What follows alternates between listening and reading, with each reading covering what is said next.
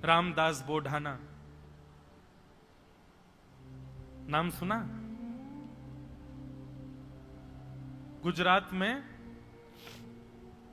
श्री डाकोर जी का मंदिर है। डाकोर जी में द्वारिकाधीश विराजते हैं, अहमदाबाद के पास। द्वारिकापुरी में द्वारिकाधीश अलग है, डाकोर जी के द्वारिकाधीश रणछोड़ राय प्रभु। वो रणछोड़ राय प्रभु जो अब डाकोर जी में विराजते हैं, वो पहले द्वारिकाधीश मंदिर में रहते थे।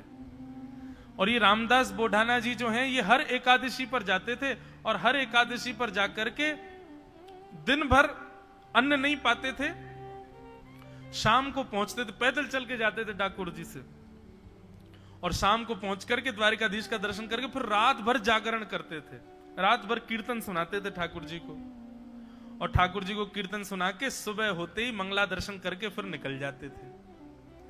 धीरे धीरे रामदास जी अब थोड़े वृद्ध हो गए, अब पैदल चल के आने में उनको दिक्कत होती थी बेचारे, जैसे तैसे, फिर भी अपना नियम नहीं तोड़ते थे, हर एकादशी पर जाते थे द्वारिकापुरी।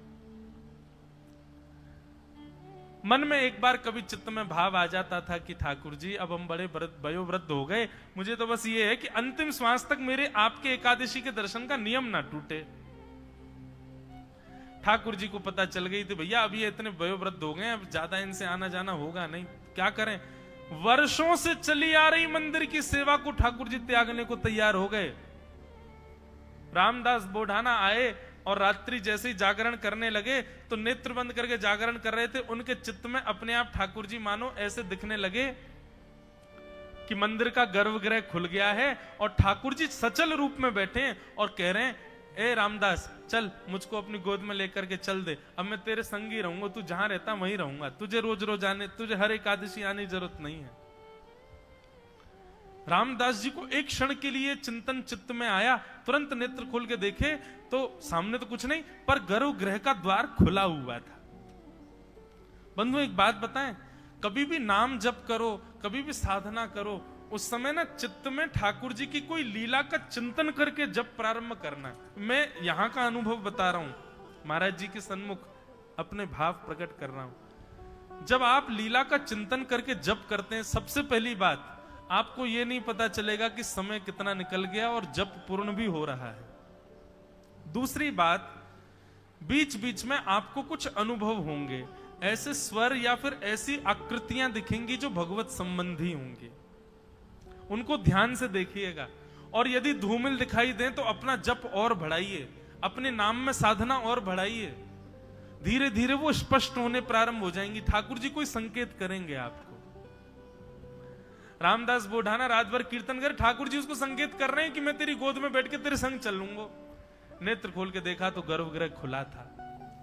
रामदास जी ने धीरे से उठ करके मन में विचार किया, अरे रामदास जीवन भर नियमों का पालन किया, अब तो प्राण त्यागने का समय, कुछ दिन बाद तेरे प्राण चले ही जाने, ठाकुर जी ने संकेत कर दिया है, अब तू जाके ले ही ले ठाकुर जी को।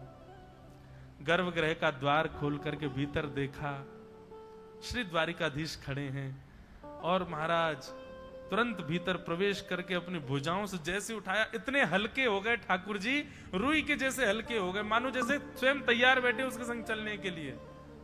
और तुरंत महाराज रामदास जी की गोद में खड़े होकर के ठाकुर जी, बार बार कानों में एक स्वर जाता है, रामदास कौन बोलता है पता नहीं, जल्दी चलो जल्दी चलो जल्दी चलो, क्योंकि ब्रह्म मुहूर्त होने वाला है, मंगला के दर्शन खुलने वाले हैं, मंदिर में पुजारी आ जाएंगे, बवाल मच जाएगा, उससे पहले भगा ले चलो हमको यहां से।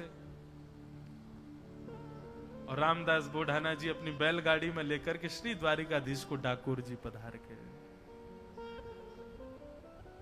बीच में लीला भी हुई, पुजारियों ने पकड़ लिया था इनको। अब जैसे ही पुजारियों को आता देखा, ये ठाकुर जी को लेके एक बावड़ी में कूद गए, एक सरोवर था उसमें कूद गए, अंदर जाके वहां पे गुफा सी थी, उसमें ठाकुर जी को बैठा दिया। पुजारियों ने आके बैलगाड़ी देखी तो बैलगाड़ी में ठाकुर जी तो नहीं मिले, उनकी एक पटका मिल गया। ठाकुर जी भी, ये सब लीलाएं भी ठाकुर जी कराते हैं, सीधे सीधे किसी को मिल जाए ऐसा तो हो ही नहीं सकता, उसको थोड़ी पीड़ा ना हो, ठाकुर जी पूर्ण विचार करते हैं, थोड़ी पीड़ा तो इसको दिलाई दूं मैं। अब रामदास जी की बैलगाड़ी में ठाकुर जी नहीं मिले, लेकिन उनकी पीतांबरी मिल गई। पुजारियों ने कहा पकड़ लो इसको, देखो ये ठाकुर जी की पीतांबरी। खूब मारा महाराज, बुढ़ाना जी के ऊपर खूब प्रहार किया।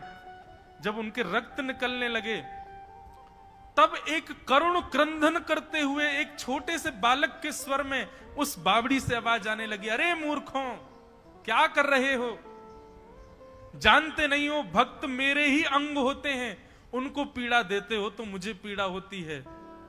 जब ये स्वर सुना, दौड़ करके पुजारियों ने जैसी बावड़ी में देखा तो बावड़ी में जो जल था उसका जल रक्त के रंग का हो गया था।